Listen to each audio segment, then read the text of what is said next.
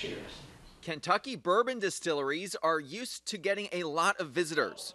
Maker's Mark in Loretto, no exception. Surprised by how sweet it is? We see over 150,000 visitors a year who drive these crazy roads to get to our distillery. Without question, Maker's Mark has a lot of name recognition on the Bourbon Trail. People love visiting the distillery, not only because of its bourbon, but because of everything it has to offer.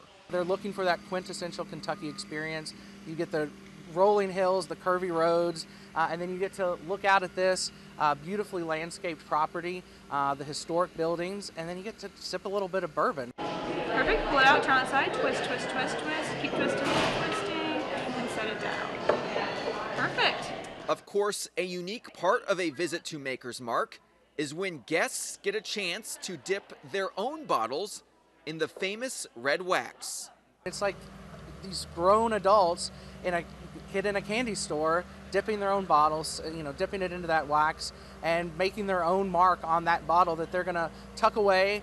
The dipping of the bottles, just another example of how each Maker's Mark bottle of bourbon is, in a sense, handmade in Loretto. We are very fortunate that our founders did the entire process here in the 1950s, and we still complete the entire process grain to bottle here in Loretto. Maker's Mark Distillery, where the art of creating bottles of bourbon is just as important as drinking them. Our bottle is a piece of art to us, so there's an appreciation from the get-go. And that's another reason to celebrate Kentucky.